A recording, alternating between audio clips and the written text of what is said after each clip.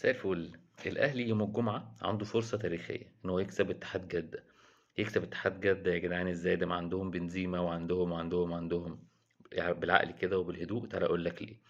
أول حاجة، اتحاد جدة الموسم ده في المركز الخامس في الدوري السعودي، قدامه أو فوقيه الأهلي والنصر والهلال والتعاون. الاتحاد في المركز الخامس، لعب كام ماتش؟ لعب 16 ماتش. عمل إيه في 16 ماتش؟ كسب 8، اتعادل 4، خسر 4.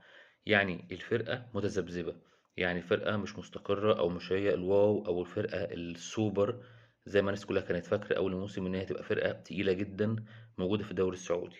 دي أول نقطة. تاني نقطة، تعال بص على الاتحاد جدة برضو، إن معدل الأعمار فيها مقسوم نصين، ودي حاجة غريبة جدا بصراحة في الفرقة. يا 22 سنة وأنت نازل، يعني 22 21 20 19 معدل الأعمار، أو 30 وأنت طالع 30 31 32. ففي جاب في الفرقة، يا إما لعيبة صغيرة ما عندهاش خبرة يا إما لعيبة كبيرة عندها خبرة. طيب، الأهلي يلعب على إيه بقى في الحتة دي؟ يلعب على اللياقة البدنية للعيبة. بمعنى إيه؟ إن هو لو قدر يستحمل الشوط الأولاني هيبقى في ضغط جامد جدا طبعا من لعيبة الاتحاد، ومهارات وفرق في السرعة وفرق في الرياكشن وفرق في كل حاجة خالص في الفرقة. لو قدر يستحمل الشوط الأولاني وما تدخلش فيه جوان، الشوط التاني ممكن الأهلي يعمل ماتش كبير قوي ويكسب الاتحاد مستريح قوي.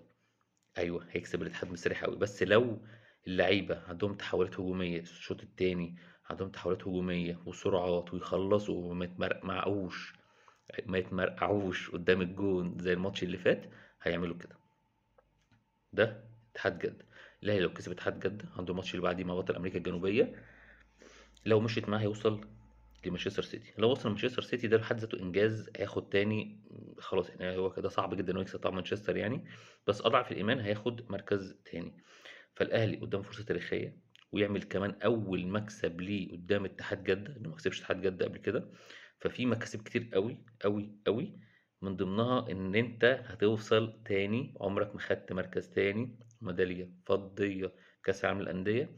ففي حاجات كتير قوي، اللي هيرد على الحاجات دي كلها هو كولر، وحالة اللعيبة عاملة ازاي، والضغط او الشحن اللعيبة هيبقى عامل ازاي. كل ده اللي في ايد لعيبة الاهلي وكولر يوم الجمعة الجاية ان شاء الله.